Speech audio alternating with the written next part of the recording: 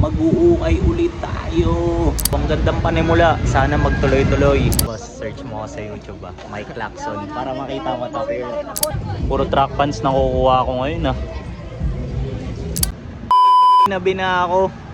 Gustuin ko man sanang kumuha ng pantaas, wala nang oras sayang. Yo!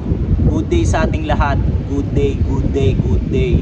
So para sa mga bago, syempre pati na rin sa mga luma, welcome dito sa channel ko. So samahan nyo ako para sa episode na to kasi mag-uukay ulit tayo. So curious ako kung magkakaroon ba mamaya ng laman tong legendary backpack natin. So tignan natin kung anong mangyayari. Let's go!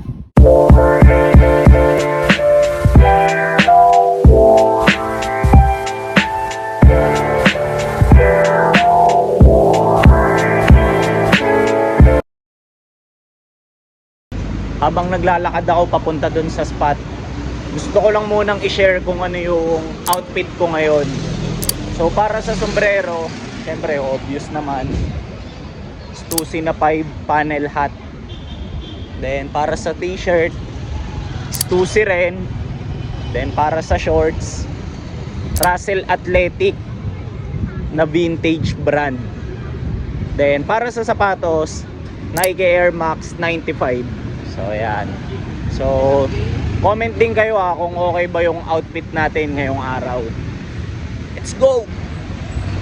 Sa unang rack pa lang meron na agad akong makukuha. So kahit unbranded siya, papaliwanag ko sa inyo mamaya kung bakit ko siya kukunin. So ang gandang panimula, sana magtuloy-tuloy. Wait lang boss, pagka nakadalawa may last price ko. Fix pa rin. Kahit dalawa. Inventory kasi. Sige. Sige, pili lang ako, wait lang. Nakadalawa na ako. Boss, pakita lang kita. Thank you kay bossing. Nangingi ako ng last price kaso di daw siya yung may-ari. Sayang. Pero safe lang. Boss, salamat. Thank you, boss. Thank you. Salamat.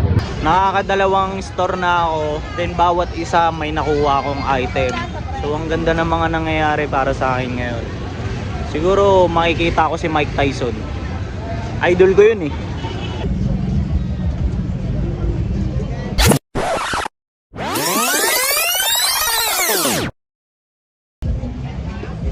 Nike track pants.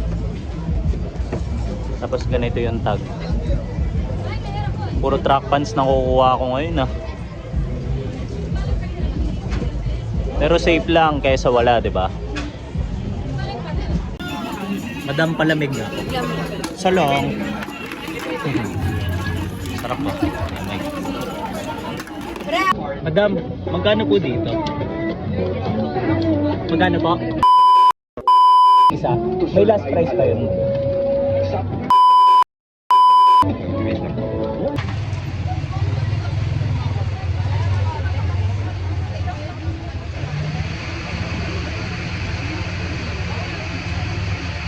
Kunin ko na. Oo. Pinag-isipan ko maigi. Malaki kasi. Kaya parang kinonsider ko pa Size 40. Yo, kumuha ako ng pants kay Boss RJ. Boss, search mo ako sa YouTube Mike Lacson para makita mo to. Binigyan ako ng last price ni Boss So, nakakatuwa. Thank you, bossing. Boss RJ. This one. Yo! Hindi na good day. Good night na. Ang ina, ginabi na ako. Dami kasing tao dun Kaya nagpalipas muna ako ng oras. So recap natin yung mga nangyari sa episode natin na to. So una, medyo nanibago lang ako kasi hindi ganun karami yung mga na-videoan ko. Kasi halos kahit saan ako nagpunta kanina, Ukayan, yung mga kinainan ko na gusto ko sanang ipakita sa inyo, halos lahat may tugtog. Kapag ganun, makaka-copyright ako. So hindi ko na document. Pero ang kagandahan, pangalawa, marami-rami naman tayong nakuha ngayon. Hindi katulad nung last na punta ko. So good thing pa rin, 'di ba? So bawi na lang ako, papakita ko na lang yung mga items na nakuha ko. So So check natin kung ano na yung laman ng legendary backpack ko. So samahan nyo pa rin ako. Let's go!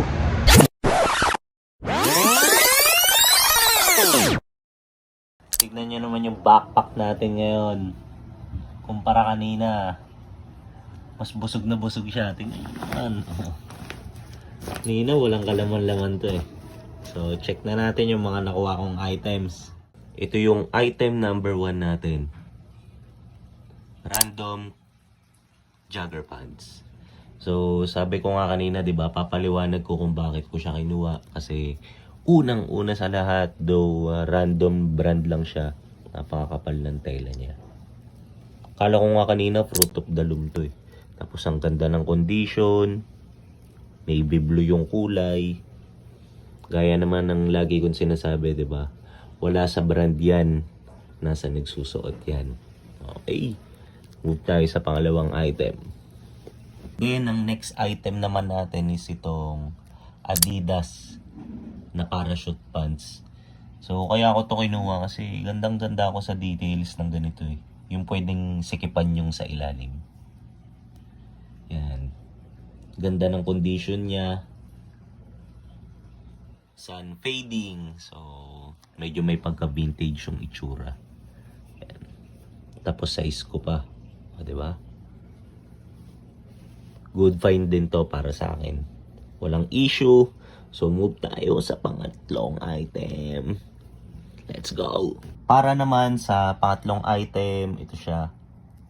Nike na track pants. Tapos ang kagandahan, nasisikipan din yun sa ilalim. Kaso ito, sa zipper. Tapos hindi lang ako sure kung anong taon yung release ng ganitong tag. Pero kapag ka-inedit ko to, lalagay ko na lang siya dyan sa description. Ganda no? Nice one. Ganda pa ng details na ito, then wala ring issue. So check natin yung pang-apat na item. Tara! Tapos ito yung pinakahuling item natin, which is isang Dickies double knee pants. So ito talaga kinuha ko kasi sobrang baggy na ito. Na-excite akong ipamorma to. Kasi size 40 siya eh. Tapos double knee pa. Eh mas maluwag yung mga double knee compared sa ibang release eh. Tapos size 34 lang ako. So na-excite akong gamitin to. Let's go! At dito ko na nga tatapusin tong episode natin ngayon. So sana nag-enjoy kayo mga tropa, mga homies. Then, nga pala hindi ko nasabi, lahat yung mga nakuha ko kanina, puro pang PSG ko lang yun. So, tuwan-tuwa ako kasi, 'di ba, hindi nga nasayang yung punta ko, yung oras ko. Then, kung may mga ideas man kayo about sa episode natin na to, comment lang kayo.